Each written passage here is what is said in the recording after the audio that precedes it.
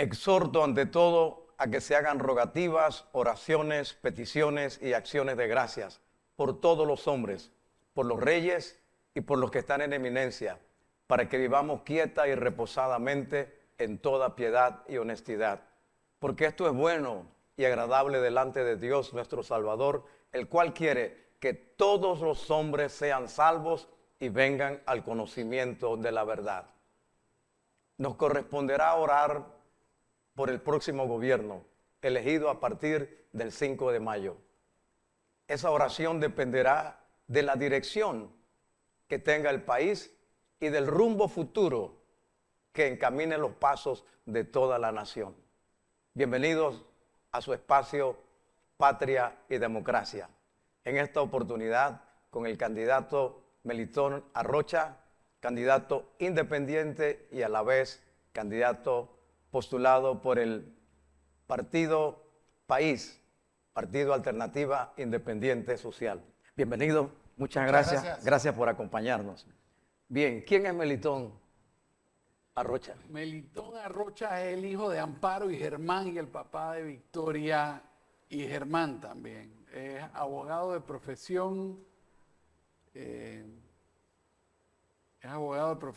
es una persona que ha tenido la oportunidad múltiples veces de servirle al país y de lo cual se siente muy orgulloso.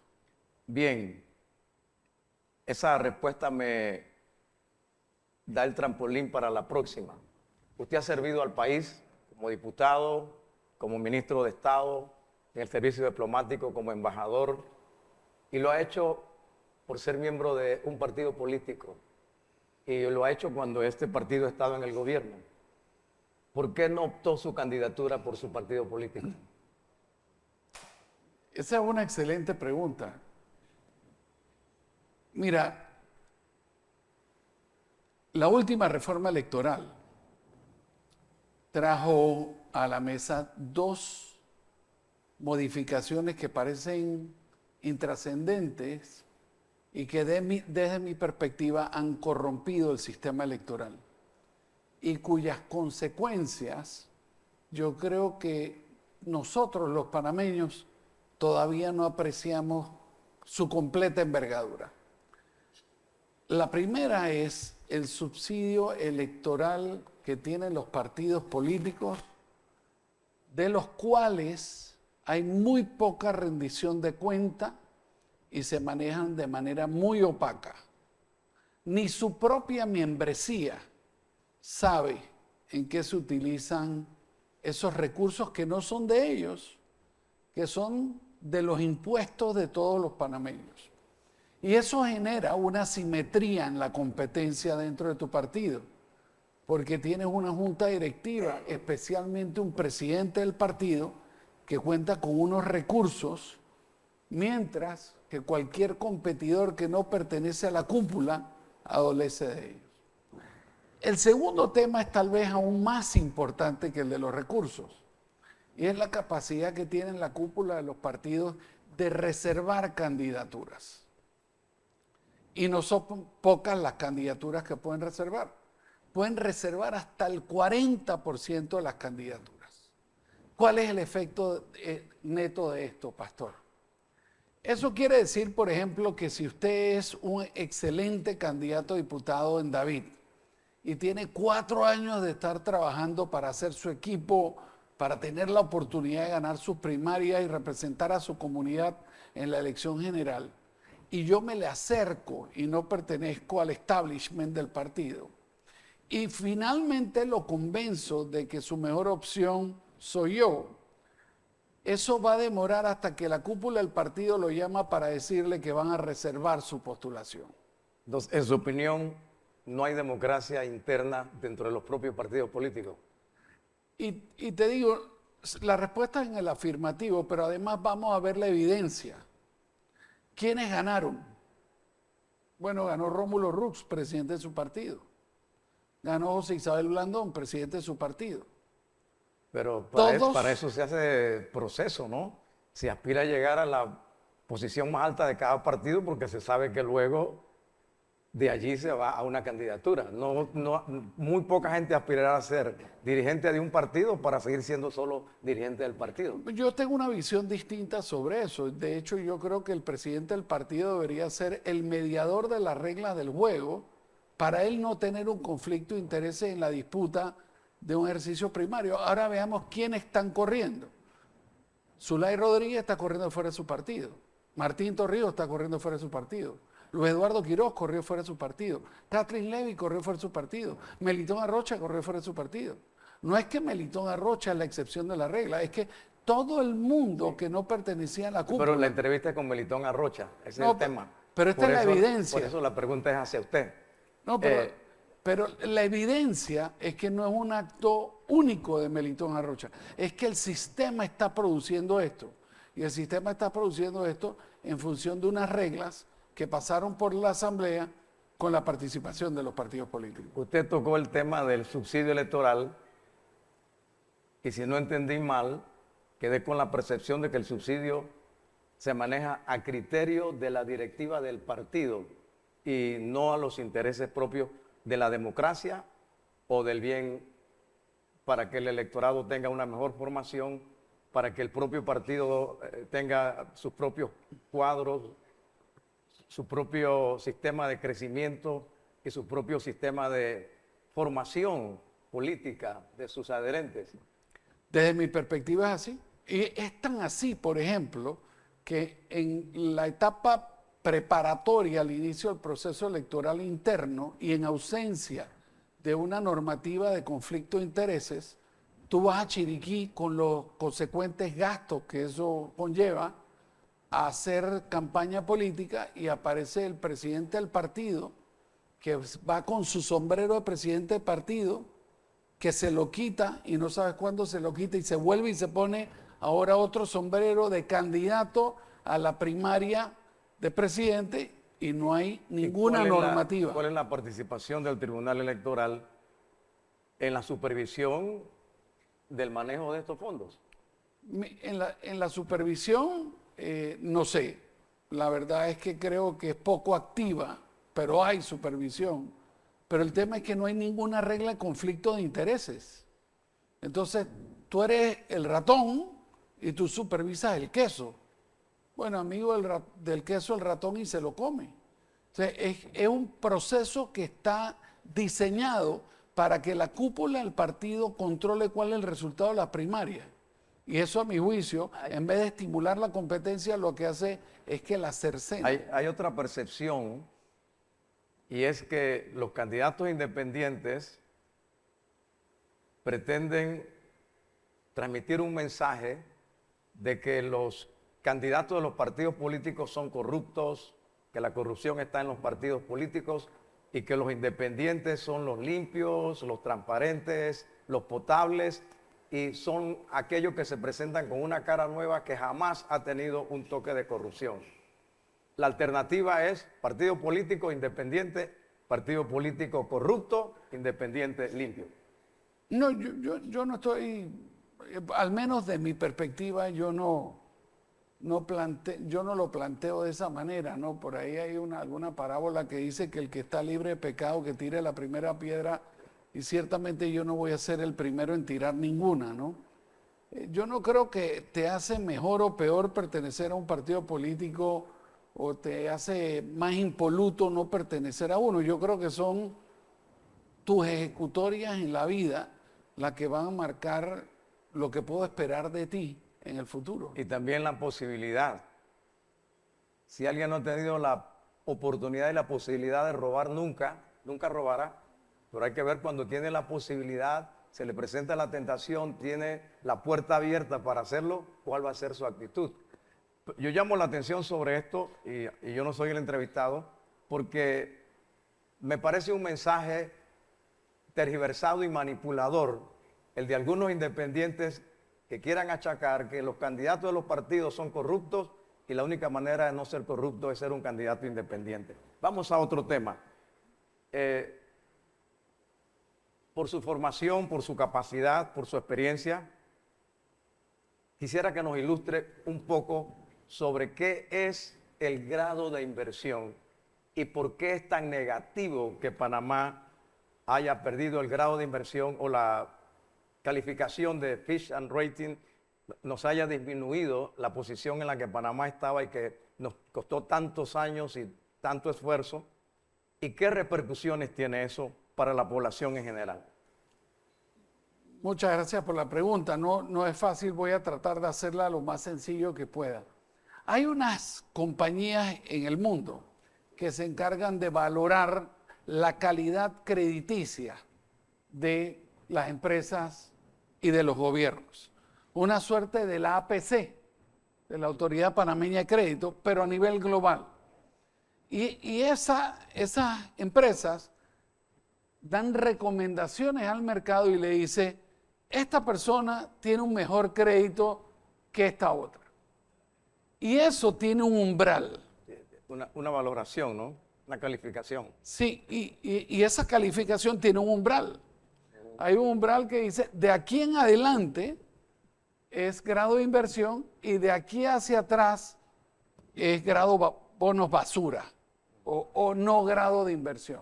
Y dentro del grado de inversión hay diferentes calificaciones. Hay unas que tienen mejor calificación crediticia aun cuando están dentro del grado de inversión. Con lo cual, tanto las compañías multinacionales, especialmente las que cotizan en bolsa, como los gobiernos, prestan mucha atención de la valoración que hacen estas agencias crediticias. Standard & Poor's, Moody's y Fitch son las tres agencias crediticias más importantes del mundo y a las que las empresas y los mercados de capital le prestan más atención. ¿No? Entonces, lo que pasó es que nosotros teníamos una calificación de grado de inversión, pero en el peldaño más bajo, y en función del manejo... Llegamos a tener una calificación un poco superior al grado más bajo. Así es, así es. Precisamente en el gobierno en que usted fue parte del gobierno, ¿no? Así es. Bajamos un peldaño y volvimos a bajar un segundo peldaño, rompiendo ese umbral de grado de inversión y perdiéndolo. ¿Y qué significa eso? Bueno, hace 3 o 4 semanas atrás el gobierno colocó $3.000 millones en deuda.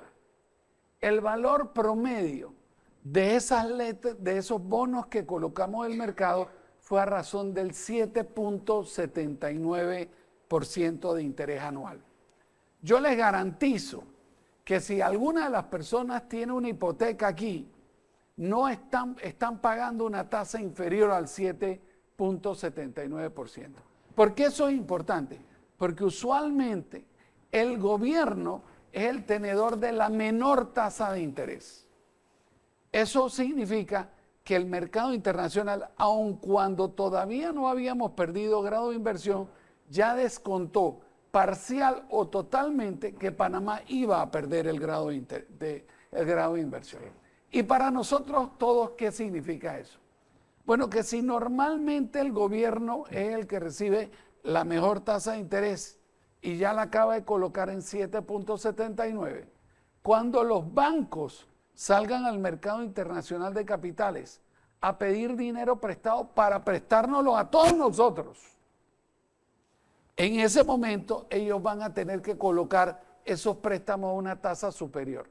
Con lo cual, desafortunadamente, hay muchas posibilidades de que los próximos préstamos que se le hagan al mercado internacional estén por encima del 8%. ¿Y eso qué significa? Se lo pongo de la siguiente manera. Muchos de los que están aquí tendrán hoy una tasa de interés del 5.50%. Si esa tasa sube al 8%, vamos a hacer matemáticas fáciles para no quedar en un 8 por 4, ¿no? Sí. Y vamos a hacerlas fáciles porque después hasta yo mismo me enredo. Eso quiere decir que subió, teniendo una tasa del 5,5%, eso quiere decir que subió 2,5% más. Exacto. 2,5% sobre 5,5% debe andar algo así como por el 40%. Si su letra era de $500 en intereses, no en capital e intereses, en intereses, eso quiere decir que va a subir 40% de $500. 200 200 y tantos 200 dólares. dólares, Eso 200 quiere dólares decir más. que usted ya no va a pagar 500, va a pagar 700 y 700. pico de interés. Esa es la realidad de lo que acaba de pasar cuando perdimos grado de inversión. Bien, esa explicación me parece muy pertinente y muy importante. ¿Qué debe hacer Panamá para recuperar el grado de inversión? Volver a la BB o BB más o a una posición donde el cuadro financiero internacional nos vea con mejor óptica. Y es algo que desde luego no va a suceder de la noche a la mañana. Mire, lo primero que tenemos que hacer es votar bien el 5 de mayo. Y tenemos que votar bien, vote. Por supuesto que yo también tengo un conflicto de intereses aquí. Claro. Vengo a pedirle a ustedes su voto. Pero no importa que no voten por mí. Voten por el que ustedes consideren que es el mejor. No voten como si esto fuera una carrera de caballo, al ganador o al segundo mejor, porque las aguas turbulentas en las que se va a heredar la condición macroeconómica, que ya vemos el tsunami que está en el horizonte y todavía no podemos definir claramente el tamaño de la ola, pero que ya pocas personas tienen una duda de que esa ola va a pegar aquí, van a ser de tal envergadura que necesitamos a la persona más idónea que pueda manejar la finanza del Estado. Entonces, lo primero que le recomiendo a todo el mundo, esto arranca por votar bien, y no solo a presidente, vote bien en la asamblea, póngale cuidado quién es su candidato, quién le dice las cosas de verdad, quién le está echando un cuento, porque todas las reformas legislativas que tenemos que hacer tienen que pasar por ahí. ¿Cuál es el contexto? Bueno, aquí va el contexto. Nosotros durante los últimos 15 años, todos hemos estado comiendo filete. De manera, en una analogía, a la economía le ha estado yendo muy bien. Algunos filetes Angus, otros filetes de la vaca flaca del Flaca. interior, pero algo hemos comido. Al país, el país ha estado creciendo doble dígito. En algún gobierno tuvimos incluso pleno empleo. Y crecimiento de más De del 2 10%, dígitos. sí. Entonces, bueno, el cuerpo, como el mío, está acostumbrado a comer bastante y de pronto le dicen, hey, viene una dieta. No, pero es que yo no quiero entrar en dieta. No, es que esto no es si tú quieres entrar en dieta o no. Tienes que entrar en dieta. Y para los que hayan hecho alguna vez dieta como yo la he hecho, no es nada agradable. Y el cuerpo te empieza a mandar señales y te pones de mal humor y te sientes incómodo y te falta porque el cuerpo te está pidiendo comida y te está pidiendo azúcar. Aquí estamos en ayuno. Bueno, entonces ustedes saben de lo que estoy Aquí hablando. estamos en ayuno hasta el domingo. Entonces ustedes saben de lo que estoy hablando. ¿Y por qué le digo esto? Porque ese es el humor de la sociedad que vamos a ver a propósito de las medidas que vienen. Y no hay de otra. Tenemos responsabilidad. Y déjeme hacer con su indulgencia la siguiente analogía. Macroeconómicamente, detalles. Perdimos el grado de inversión. Pusimos una deuda en 7.79%, 3.000 millones de dólares a 30 años. Este presupuesto permitió gasto corriente pagado con deuda, cosas que nunca antes se habían visto. Entonces, esto se lo digo porque macroeconómicamente la situación se está apretando mucho.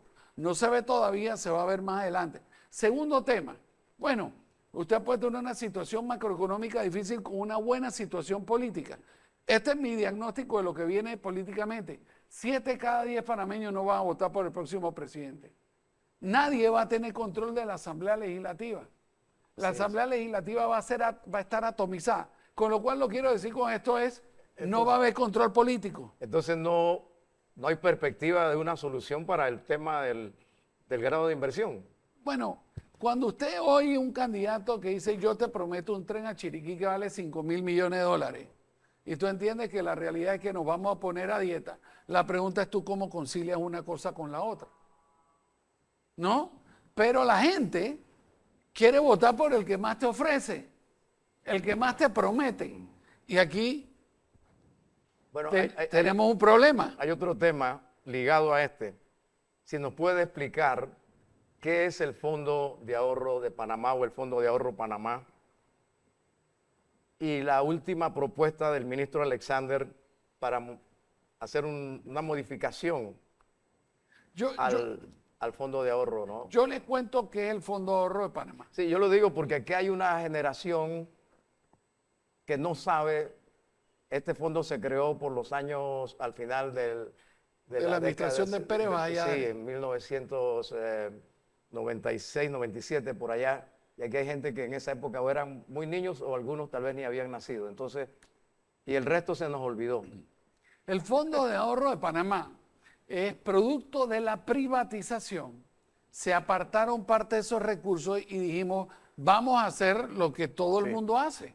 O sea, cuando se privatizó la energía eléctrica, en su momento el IRRE, se privatizó el Intel, en su momento la compañía que manejaba todas las comunicaciones, las telecomunicaciones, el ferrocarril, etcétera.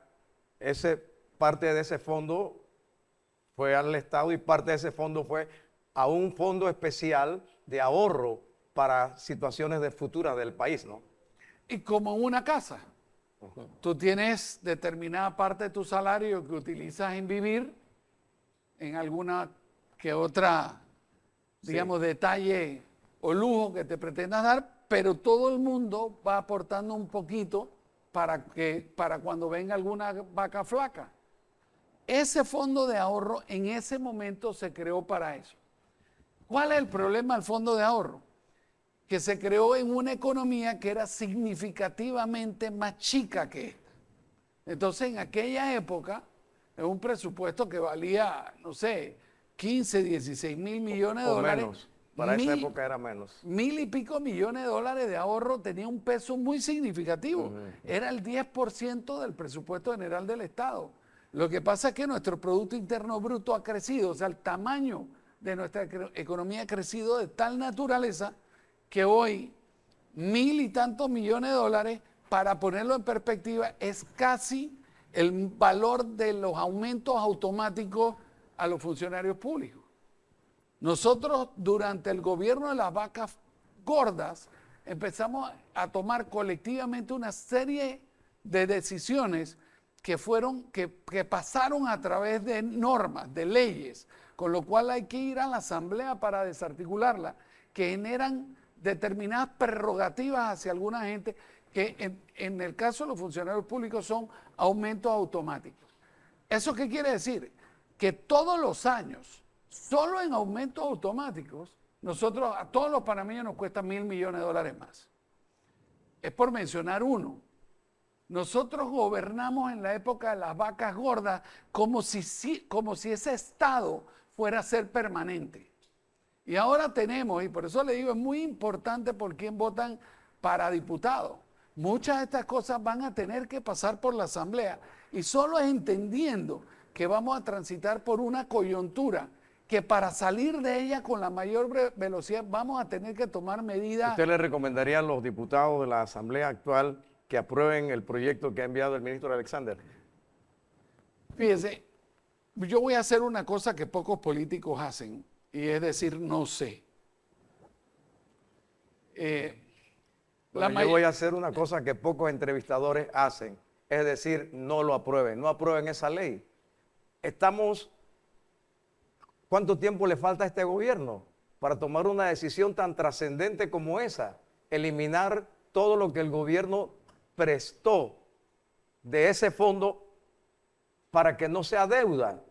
Eso, en mi opinión y en mi poco entender, inmediatamente constituye una disminución significativa del fondo de ahorro. Dejen eso para la próxima asamblea, para el próximo gobierno. Yo decía que no sé, porque es que no sé cuál es el contenido exacto del proyecto. Sé que leí el contenido, pero no lo entendí porque leí la resolución de gabinete que lo enviaba. Solo se va a modificar el artículo 3 y se va a modificar en ese sentido. Eliminar la deuda que el Estado adquirió con el fondo de ahorro de manera que no se contabilice como deuda. O sea, lo que se gastó, se gastó. Entonces, yo secundo su posición y estaría completamente en desacuerdo de la modificación. Bien. Tema caja de seguro social. Me parece obligatorio que todo candidato tenga una posición de cómo salvar esta institución fundamental para nuestro país? Mire, aquí hay dos grupos de candidatos. Unos que le van a decir que no se preocupen, que son los otros 7. Que le van a decir que no se preocupen, que ese es un problema del Estado y del gobierno y que la corrupción y que cuando se resuelva el tema de la corrupción y que eso, usted no se preocupe que usted no va a tener que poner ningún sacrificio. Y el loco de su servidor, que viene a plantearle de que es imposible resolverlo así. Y yo vengo a hablarles a ustedes con la verdad. Hay que tomar medidas paramétricas.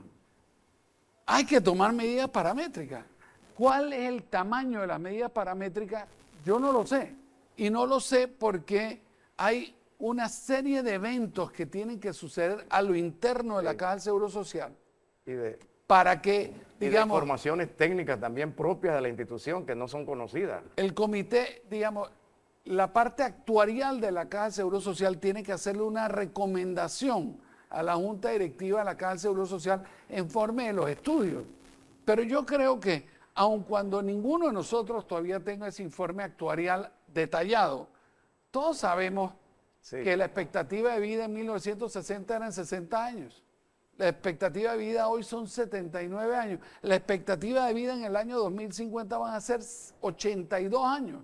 Quiere decir que las mujeres van a vivir 85 años promedio y los hombres 79. ¿Y qué vamos a hacer con tantas mujeres viejas en esta época?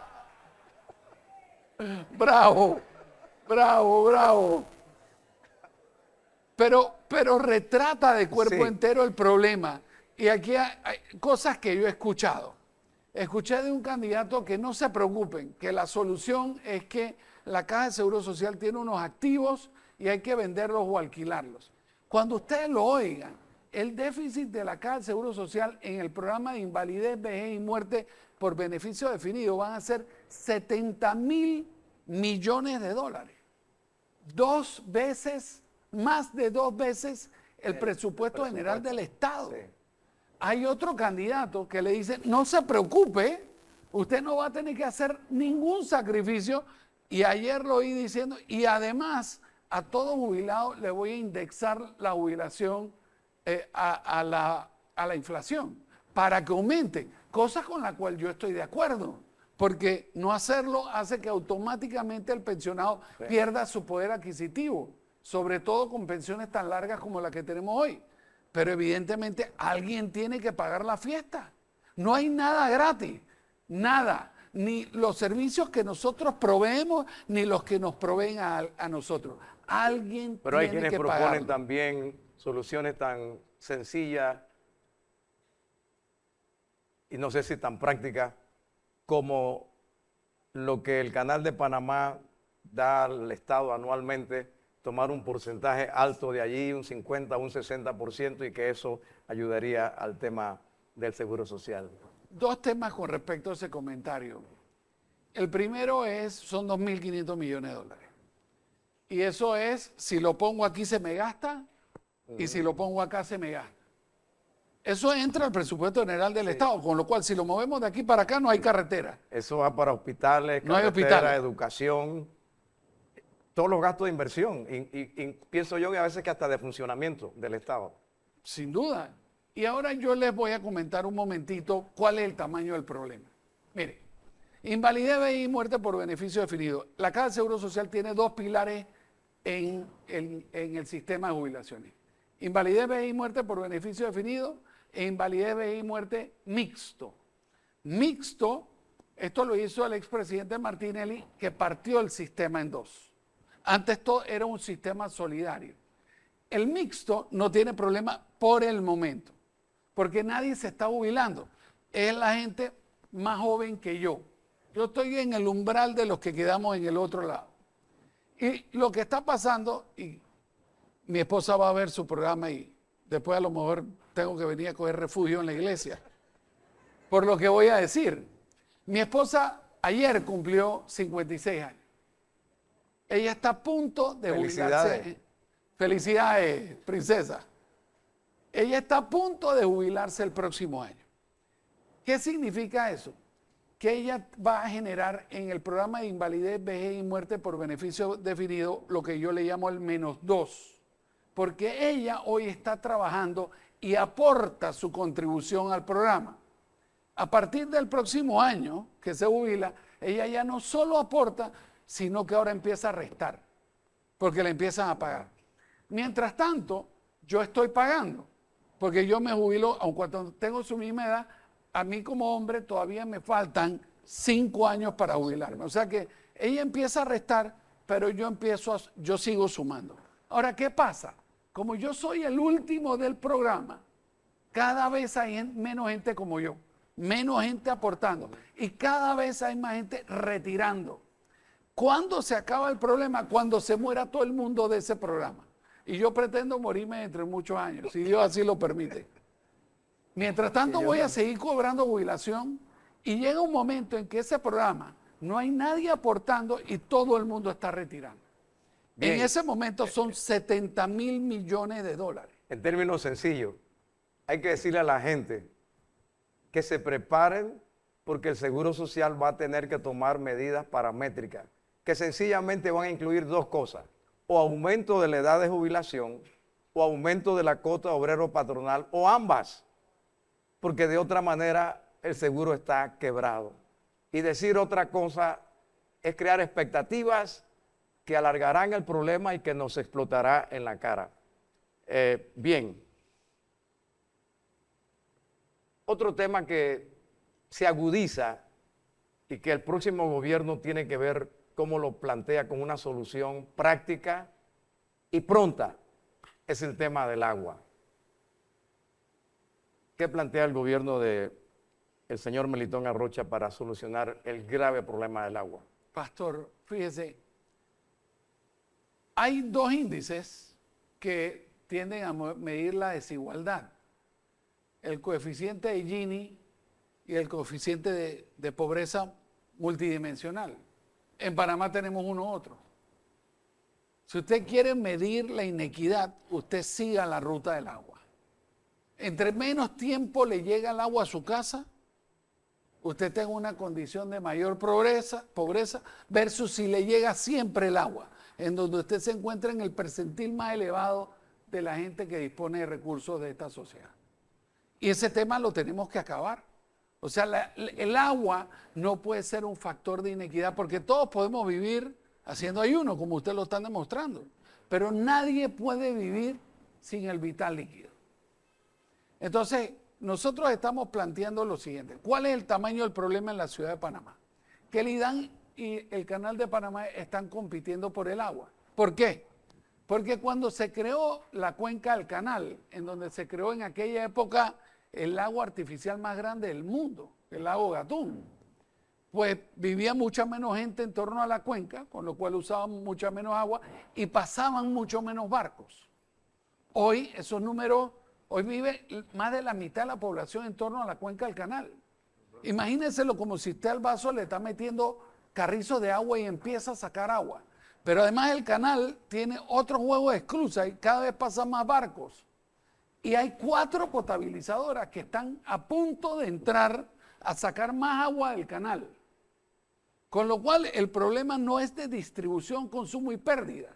El problema en la cuenca del canal, el inicial, es que no tenemos suficiente cantidad de agua. Se ha notado mucho más ahora en un año del Niño, pero transversalmente el problema va a existir. ¿Qué planteamos para resolverlo? Nosotros tenemos que tener una planta potabilizadora en Bayano. Y eso lo que va a hacer es quitarle presión a la cuenca del canal porque va a lograr suplir agua hacia la parte norte de la ciudad de Panamá y la parte este. Le quita presión a la cuenca del canal y hacemos el trasvase de la cuenca del río Indio hacia el canal de Panamá. El Bayano también se utiliza el agua para generar energía eléctrica. Y eso significa que tendremos que tener una conversación con AES para poder determinar cuál es el punto de equilibrio en donde seguimos generando energía eléctrica, pero al mismo tiempo suplimos de ese vital líquido a las comunidades. Solo de esta... ¿Y qué de acá de Río Indio?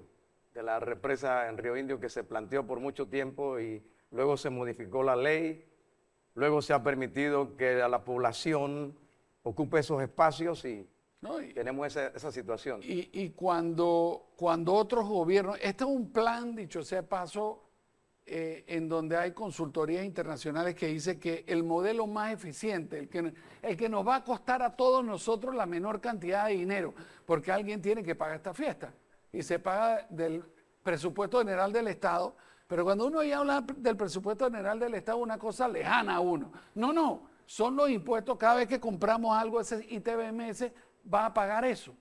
Es del esfuerzo conjunto de cada uno de nosotros que estamos pagando eso.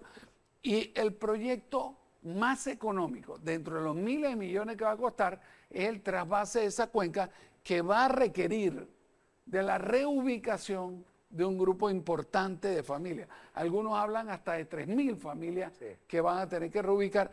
En la época del teléfono celular, eso es todo un reto político. Y el tema es que si ese proyecto se iniciara su construcción mañana, estamos hablando que 2028, 2029.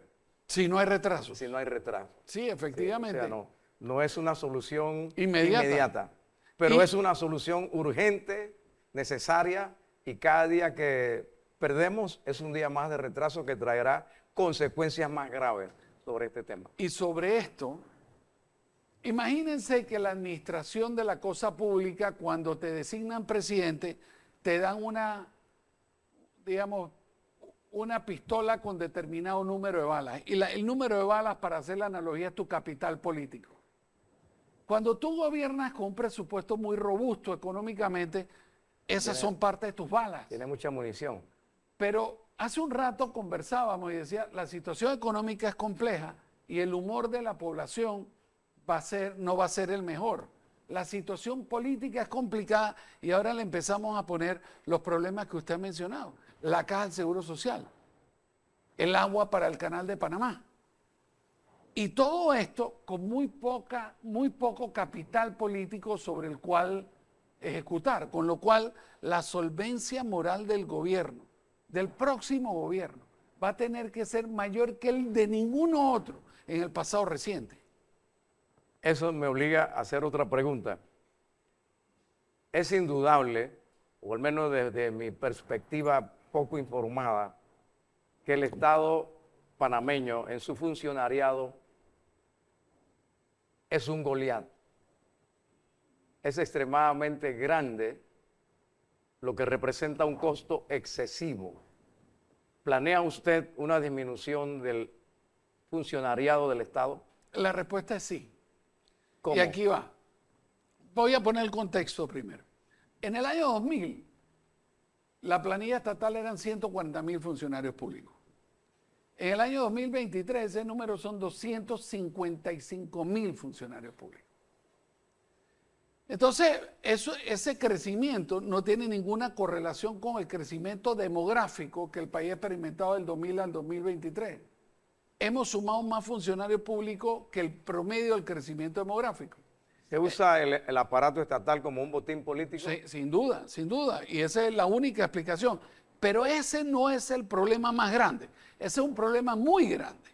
El problema más grande es que ese Estado muy grande, administrativamente, ¿qué debería pasar si aquí en la iglesia duplicamos el número de personas que trabajan? Bueno, que el servicio mejoraría. La pregunta que nos tenemos que hacer obligada es para los que tenemos algunas canas, si ha mejorado el servicio público que recibimos los ciudadanos.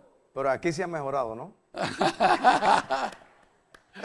Pero la respuesta es que no, no solo no ha mejorado, les propongo que ha empeorado porque la burocracia tiene una forma misteriosa de trabajar. La burocracia tiene la forma misteriosa de que cuando hay mucha gente, la gente empieza a ver qué hace.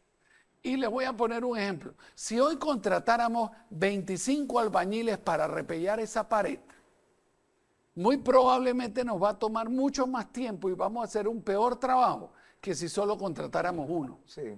Hay veces que más no es más, que más es menos. Y eso es lo que pasa con el Estado. Perdone, ¿no? Porque el tiempo es corto. En la cultura se ha ido normalizando la coima.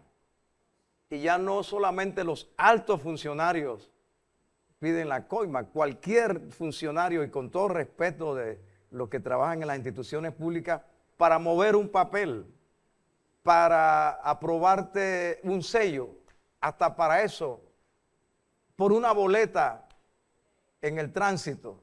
Y así como hay coimas millonarias, también hay coimas de 20, 25, de 15 dólares para que algo se mueva. Y se ha normalizado como parte de la cultura. Y eso es un problema en el aparato estatal también. Dos temas, porque no contesté su pregunta. La primera, con respecto a eso, la mejor manera de acabar con la corrupción, la implementación de la carrera administrativa. Nosotros tenemos esta cultura en el gobierno. Cada 5 años se va todo el mundo.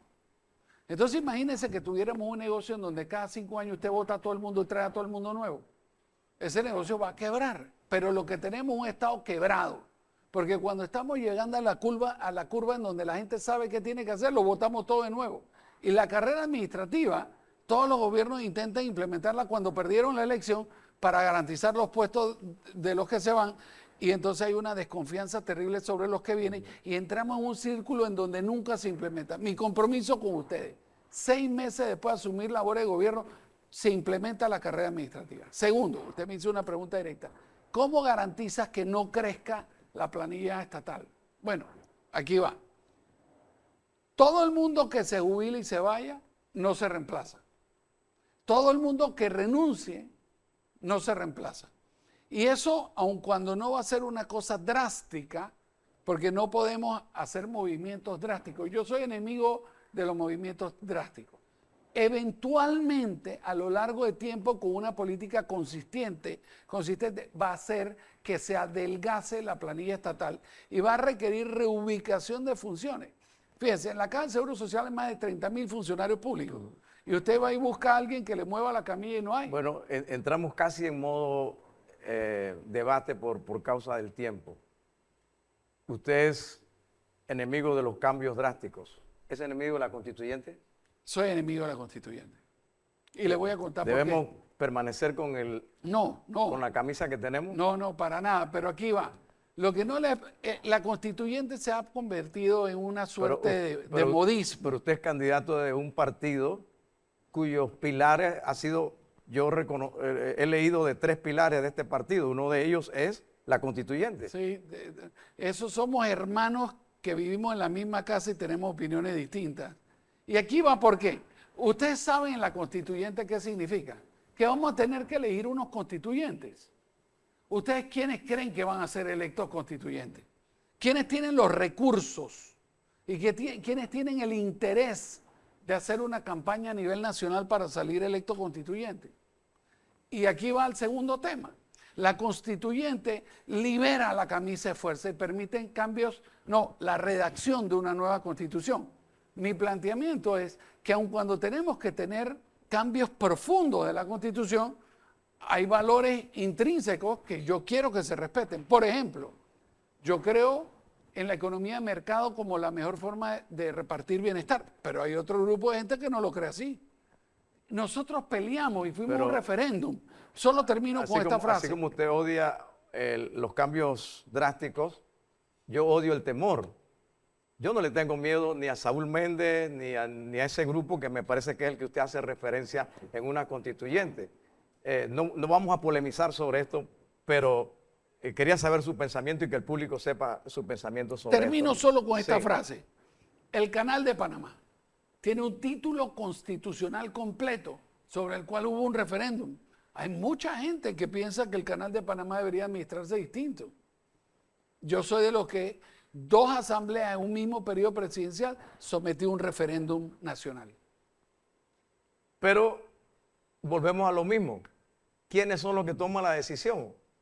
Los diputados que están allí, elegidos por los mismos partidos, bajo las mismas circunstancias. Así que el argumento base no me convence. Pero hay que votar a conciencia. Bueno, entonces a conciencia se votarán también por los constituyentes. ¿Cree usted en las encuestas? No. No, y le cuento por qué. Aun cuando las casas encuestadoras son distintas, la mayoría de ellas usan a los mismos encuestadores. O sea, no creo que nadie lo hace a propósito y de maldad, pero yo no creo que reflejan la realidad. Dicho sea de paso, tampoco vengo a plantearles que estoy liderando ninguna encuesta. Yo soy muy consciente del reto que tenemos, de la importancia de venir a lugares como este y aprovechar la oportunidad que ustedes nos ofrecen, de poder plantear nuestra verdad. Se dice que en los debates usted ha sido el más beneficiado porque han conocido su posición, como también sus planteamientos han sido los más organizados, los más completos. Si no lograra usted la presidencia en esta ocasión, ¿lo tendremos 5 años caminando el país para el 2029? Mira, los designios de Dios son misteriosos y uno no, es difícil decir de esta agua no beberé. Pero el acuerdo con la señora, que cuando le dije voy a correr a la presidencia, me dijo, te apoyo sin reservas, fue, esta es la última vez que me meten en este lío. Pero en la casa mandan los hombres. Hay excepciones, oye. Hay excepciones. Hay excepciones.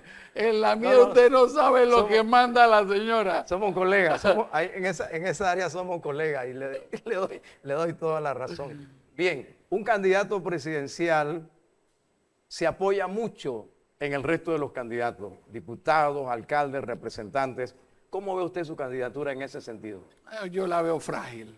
Sí. Yo la veo frágil. Si el Partido País presentó una acotada cantidad de candidatos y la mayoría de ellos no fueron a primarias, entonces encuentro una fragilidad importante.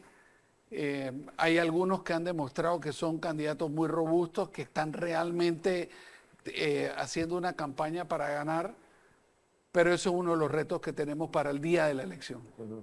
Bueno, democracia es democracia, pero a veces la democracia misma te impulsa a ser sagaz. Bueno, si ya tú sabes que hay 28 candidatos que no van a subir la loma, pero tienes 2 que tienen la posibilidad, bueno, ¿por qué no se le apoya a esos 2 que sí tienen la posibilidad? Esa es la estrategia. Okay. Esa es la estrategia. Y nosotros hemos estado caminando con buena parte de la estructura del país, viendo quiénes son los candidatos que están haciendo el esfuerzo ellos. Porque por ahí hay otro dicho que dice, ayúdate que Dios te ayudará. Sí. Bueno, estamos viendo quién se está ayudando. El tiempo es corto. Su posición con respecto a la familia tradicional. Pro familia. Con respecto al aborto. En contra del aborto, salvo en casos excepcionales que están contemplados. Más o menos lo que contempla la legislación penal en Panamá. Muy bien, muchas gracias por todas sus respuestas. Yo tengo otras preguntas, pero el público que está aquí también tiene algunas preguntas. Entonces, nos auxiliamos acá con la licenciada Cañizales, que nos organiza las preguntas del público en la medida en que vayan pasando. Buenas, señor Melitón, saludos, bendiciones. Mi pregunta será la siguiente. Uno de sus planteamientos ha sido que en su gobierno no habrá espacio para la discriminación de ninguna naturaleza. ¿Cuáles serían para usted algunas formas de discriminación que no serían aceptadas o toleradas? Gracias. Mil gracias por la pregunta. La primera, por ejemplo, es a igual trabajo, igual salario entre hombre y mujer. Esa es una discriminación muy importante. La segunda es, por ejemplo, con las personas que tienen algún tipo de discapacidad. La discapacidad en sí misma no puede ser un factor de discriminación. Es la capacidad intelectual, su capacidad de desenvolverse en el trabajo y la responsabilidad que se le otorgó. Entonces, hay determinados tipos de discriminación que van a ser completamente inaceptables en nuestro gobierno. Muy buenos días, señor Melitón Arrocha. Mi pregunta es, ¿qué propuesta tiene usted en cuanto a la delincuencia y los menores que cometen delincuencia en este país? Mira, esa es una pregunta muy grande, ¿no? O sea, hay menores y mayores que delinquen, que el objeto debe ser completamente la resocialización. Al final son gente que está iniciando su vida, ¿no? Y Y habiendo dicho eso, creo que hay que hacer una distinción entre aquel muchacho de 16 años que ya ha matado a 3 personas. A esa persona, desde mi perspectiva, nosotros tenemos como sociedad al menos que plantearnos el debate si esa persona debe ser juzgado como un adulto y cuáles son las sanciones penales que deben corresponderle cuando está vinculado a actos de violencia que desde mi perspectiva no admiten rehabilitación. Pero tratando de entender un poco la pregunta, yéndonos un poco más allá, deberíamos pensar también en cómo evitar llegar a esa situación. ¿Qué programas tener para impedir que los adolescentes y los jóvenes lleguen a las pandillas y a esa condición? Bueno, yo lo he dicho en repetidas ocasiones. Hay 3 formas muy importantes para evitar que la juventud caiga en actividades ilegales. La primera es trabajo, la segunda es trabajo y la tercera es trabajo. En la medida en que nosotros encontremos un estado de bienestar que produce impuestos, que tiene a la gente trabajando y activa, entonces nosotros vamos a reducir inmediatamente la tasa de criminalidad de todo el mundo, no solo de la gente joven. Vamos a generar más impuestos, con lo cual va a haber mayor asistencia social. Todos los programas, el comunitario, el deportivo, los apoyos a las iglesias, de lo que hemos hablado poco, particularmente la evangélica, en donde ustedes le dan luz a gente que vive en la oscuridad, le dan comida a gente que tiene hambre, vestimenta a gente que está desnuda, literalmente y no literalmente. Y un gran trabajo en cárceles también. Ustedes están en llegando centros de rehabilitación. del presupuesto de los apoyos de la feligresía a hacer labores comunitarias cuya responsabilidad debería ser del monopolio del Estado. Y yo creo que el Estado tiene que apoyar a la iglesia en su labor para que sigan llenando el vacío que el Estado debería hacer y que ustedes están corriendo con esa responsabilidad. Bendiciones. Mi pregunta es la siguiente. ¿Qué propuesta tiene usted de ser electo presidente para el desarrollo industrial sostenible del país? Vemos un crecimiento de solamente comercio y centros comerciales, pero no solamente el país puede depender del ingreso del canal. Por lo menos hablo por la provincia de Colón, tiene un sector turismo por explotar, una provincia donde llegan cruceros, pero la pregunta es la siguiente: ¿cuál es la propuesta al desarrollo sostenible? No solamente de algo dependiente, sino en lo agrónomo, agropecuario, y que sean sostenibles para el país, no solamente del crecimiento exponencial de solamente centros comerciales. Es mi pregunta. Sí. Mira, los centros comerciales tienen el problema siguiente: la mayoría de lo que se vende ahí es plata que se va del país. Cuando tú te compraste esas zapatillas que no fueron hechas en Panamá, alguien de China o de Estados Unidos cobró por la compra de tus zapatillas, con lo cual son polos de fuga de capitales. Ahora tenemos que concentrarnos en los polos de ingreso de capitales. Y nosotros tenemos una cosa muy especial, y es que tenemos un eje logístico de calidad mundial. Tenemos más grúas pórticas en puertos. Te tendría que ir hasta Santos, en Brasil, para encontrar las grúas pórticas que existen en el Canal de Panamá. Tenemos 180 ciudades que se interconectan con el Canal de Panamá. Y sin embargo, vivimos de espaldas al Canal de Panamá. Nosotros no fabricamos nada para la exportación. Total de exportaciones de Panamá, menos de 700 millones de dólares. Solo con los Estados Unidos tenemos un déficit comercial de 6.400 millones de dólares. Entonces, lo que nosotros tenemos que hacer, y mira la maravilla esta, si nosotros ponemos una plataforma de ensamblaje de lo que sea en Panamá, tú puedes atender todos los mercados del Atlántico y todos los mercados del Pacífico. Si tú pones eso mismo en California, solo podrás atender el Pacífico de los Estados Unidos. Si lo pones en Nueva York o en Filadelfia, pues atenderás la costa atlántica. Si la pones en Panamá, de los dos lados. En el área de agroexportación, te propongo lo siguiente.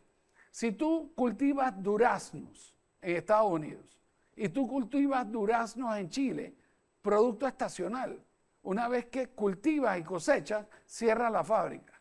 Si la fábrica se pone en Panamá, utilizando nuestro eje logístico, y el durazno de los Estados Unidos viene a Panamá y el durazno de Chile viene a Panamá, la fábrica anda todo el año, porque los ciclos de producción y de cosecha son distintos. Dependen de las estaciones, ¿no? Entonces, nosotros lo tenemos todo para triunfar. Te voy a poner un segundo ejemplo. Vamos, porque el tiempo se nos va y ahí tenemos a alguien en la fila, como dice el Turismo. bateador en turno. Señor Melitón Arrocha, la pregunta es, ¿cuál sería su planteamiento sobre la gran cantidad de extranjeros indocumentados que tenemos en el país, limitando la mano de obra panameña? Y no se sabe a veces si estamos en Venezuela, estamos en Colombia y tenemos un montón de panameños con ganas de trabajar también. ¿Qué usted plantea para controlar esto? Sí, dos temas, ¿no? Una autocrítica. La primera es por qué estamos contratando extranjeros y no nacionales. Porque a veces el extranjero con honestidad trabaja mejor. Tenemos que hacernos una primera autocrítica y ese tema vamos a dejarlo ahí en un paréntesis. Lo segundo, tenemos que hacer cumplir la ley. La ley es clara, establece una serie de requisitos para poder tener un permiso de trabajo. La mayoría de la gente no lo está cumpliendo y en consecuencia ni siquiera están reportados a la Caja del Seguro Social. Por último, una nota adicional. Yo soy de los que cree que hay que cerrar la frontera con el Darién. Y lo creo por lo siguiente. Nosotros, el ejercicio presupuestario es tomar decisiones sobre prioridades.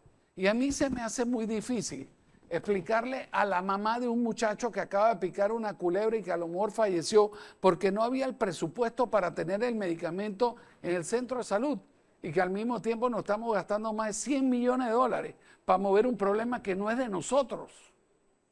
Yo quisiera que hubiera recursos para ambos, pero mientras que tengamos que escoger entre ayudar a los nuestros y ayudar a los otros, desafortunadamente tenemos que escoger en ayudar a los nuestros. En nuestra historia más reciente, la que puedo recordar, ninguno de los presidentes que hemos tenido ha logrado iniciar un año lectivo con todos los planteles listos, con todos los maestros, los educadores nombrados, y no han podido lograr, o sea, el inicio de un periodo escolar normal. En su programa, usted está contemplado esto, ¿cómo lo va a hacer? Vamos a iniciar el periodo escolar en su mandato, en todo el trayecto de su mandato, con todos los colegios listos, todos los profesores nombrados, todos los maestros nombrados. Mira, a mí no me gusta responder en el absoluto, no, todo es un número, es una cosa muy importante, pero ahora te voy a decir, la definición de locura es hacer una y otra vez lo mismo esperando un resultado distinto. Entonces, esto es una cosa que sucede todos los años. La pregunta es ¿por qué? Primero, el presupuesto general del Estado inicia su vigencia el 1 de enero, pero el presupuesto normalmente no entra en línea el 1 de enero. El presupuesto normalmente entra en línea entre el 15 y el 20 de enero. Y las clases arrancan sobre el 20 de marzo. Nadie va a poder reparar todas las escuelas en 2 meses. Entonces nosotros tenemos que plantearnos una vigencia presupuestaria para el viceministerio que corresponda, para que puedan reparar las escuelas desde el día 1 que los muchachos salen de la clase. Segundo, se generó una cosa que se llama el FESE. El FESE tiene 80 millones de dólares líquidos sin que nadie los pueda utilizar. Porque si usted tiene un plano en el interior de una reparación mayor de la escuela, el plano tiene que ir a la capital de provincia y si es más grande, tiene que venir a la capital a que aquí revisen y aprueben el plano. Resulta ser que no ha habido un traspaso de competencia por parte del Ministerio de Educación a los gobiernos locales para que las escuelas la repare cada junta comunal, de manera tal que seamos más eficientes. Pero déjeme ponerle déjeme llevarlo al futuro. El otro día en Volcán se acercaron 2 muchachos jóvenes y me pusieron unos lentes de realidad virtual. Y me llevaron una clase de biología, en donde yo anticipo que no falta mucho para que el lente te valide biométricamente tu pupila o tu iris y puedas estar desde cualquier lugar del mundo en donde tenga acceso a internet, dando la clase de biología y haciendo el examen. Tenemos que plantearnos cuál va a ser el nuevo sistema educativo y la dependencia de infraestructura en lo que viene y cuán rápido se va a acercar a nosotros. Porque la impresión que yo me llevaba es, hoy la escuela va a estar en tu casa o donde sea que tú estés, siempre y cuando tengas acceso a este aparato. El curso era espectacular, mejor que el que pueda dictar cualquier profesor o maestro. Y además vas a poder coger el examen ahí y la calificación va a llegar inmediatamente a la escuela, donde sea que la escuela quede. Yo quedé aterrorizado con el futuro, lleno de esperanza, pero lleno de retos. La siguiente, tal vez sea la última pregunta. Buenas tardes, señor Melitón. Irónicamente, en la Caja del Seguro Social hay muchos funcionarios de atención al cliente, a los cuales cuando le vas a hacer una pregunta no saben nada. Pero cuando un médico va a estudiar una especialidad, hay pocas plazas. Encima de eso, cuando están trabajando, les demora el pago hasta 2 años. Estamos jugando no nada más con el pan del médico, sino jugando con la vida humana de los pacientes. ¿Qué solución usted daría en obviamente, al estar en la presidencia? Mira, pregunta muy larga, pero voy a tratar de contestarla lo más pronto posible. No puede ser que no tengamos reservas presupuestarias para los muchachos que se acaban de graduar de la escuela, en donde uno de los requisitos es que tú tienes que hacer una práctica durante 1 o 2 años en el sistema de salud. Entonces, ahora no puedes terminar de ser doctor porque no hay presupuesto para que te nombren para que hagas tu práctica. Entonces, es el mundo al revés. Sistema educativo que tenemos que revisar. Hay la carrera de médico y algunas especialidades podríamos abreviarla de manera tal que el déficit que tenemos de médicos sea menor, porque el proceso de formación dura menos, siempre y cuando tengamos un robusto proceso de certificación. El perfil, que se cumpla el perfil también. Y ¿no? lo que usted acaba de decir es completamente correcto y no solo pasa en la Caja del Seguro Social. El personal está donde no debería estar y donde debería estar no está. Vamos. Es que, perdón, mientras las instituciones sean manejadas como botín político, no habrá solución. Carrera administrativa. Una pregunta que le interesa mucho pues a nuestra audiencia es que me interesa mucho saber qué hará Melitón Arrocha para mejorar la política exterior y participación de Panamá en foros como la ONU, la OEA, quienes tienen agenda ideológica y no paran de presionar para que su agenda ideológica siga permeando en nuestro país. Bueno, esa es otra pregunta grande. Voy a nada más quedarme con la parte de la participación en la ONU. Realmente en la OEA ellos empiezan, ahí los gringos le llaman un spillover effect, o sea, un efecto de derrame.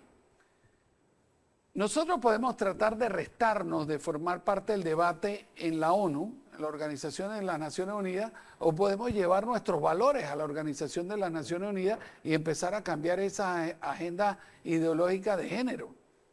Yo soy del criterio de que la pelea se hace desde adentro, porque si no la hace, en algún momento te la van a imponer. Sí, la imponen, sí. Entonces, lo que nosotros tenemos que garantizar es que escogemos un gobierno que tenga los valores que están alineados con aquello que está en contra de imponerte a ti una agenda de género, en este caso. Y en segundo lugar, ¿quién vamos a elegir como embajador de Panamá en Naciones Unidas? Particularmente en el contexto de que durante el próximo gobierno presidencial nosotros vamos a tener un asiento no permanente en el Consejo de Seguridad.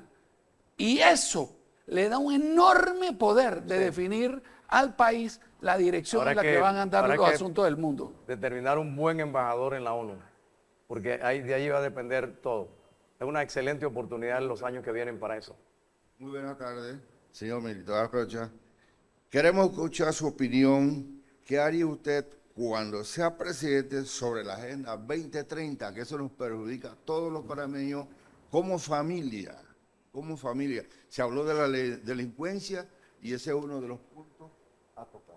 Muy bien. Mire, antes para complementar la pregunta, y era mi cierre, En el último discurso del presidente Cortizo, precisamente en la Asamblea General de la ONU, él dijo que Panamá se ha comprometido con la Agenda 2030. O sea, como que el Estado panameño ya adquirió ese compromiso.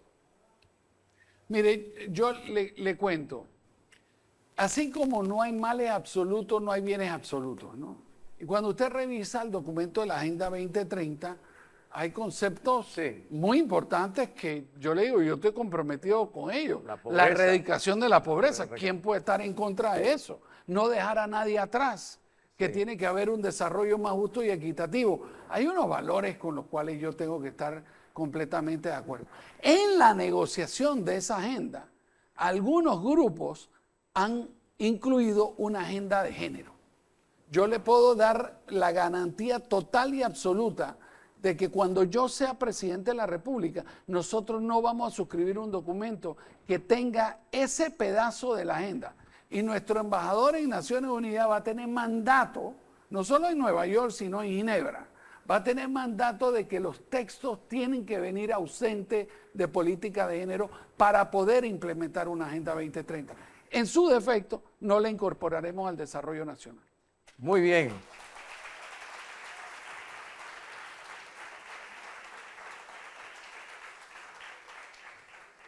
Candidato, muchísimas gracias. Muchas gracias. Agradecemos Muchísimas su gracias. participación, su gentileza. Sabemos que tiene una agenda extremadamente apretada, que tiene compromisos múltiples durante todo el día y parte de la noche, y que nos haya concedido este tiempo para nosotros es muy valioso. Nos agradaría, con su permiso, terminar este espacio con una oración y pedir al Señor su bendición sobre su vida, independientemente de lo que suceda y de cuál sea el rumbo que tome su carrera política. Pero aquí hay un hombre, un ciudadano, un padre de familia, un profesional, un empresario, alguien que puede seguir nutriendo al país con sus talentos, sus capacidades y sus recursos. Padre bueno, te damos gracias por la encrucijada que vive la nación panameña. Y pedimos que la sabiduría de Dios esté con nuestro pueblo y la guianza divina. Permite, oh Dios, que en el periodo que le queda al presidente Cortizo y a la actual asamblea se tomen decisiones pertinentes, pero sabias, prudentes y bien encaminadas. Y que las intenciones de corte eminentemente político no primen sobre los intereses de la nación. Y pedimos tu bendición para nuestro hermano Melitón, tu cuidado, tu protección sobre su vida, la gracia del Señor que dice que da gracia y buena opinión a los ojos de Dios y de los hombres, su condición de esposo, de padre, de hombre de familia, también en su vida profesional y en todos sus asuntos. Pedimos tu bendición porque la bendición del Señor enriquece y no añade tristeza con ellas. Y entregamos el futuro de la nación y la decisión del 5 de mayo en tus manos, en el nombre de Jesucristo. Amén. Amén. Amén. Muchas gracias. Muchas gracias.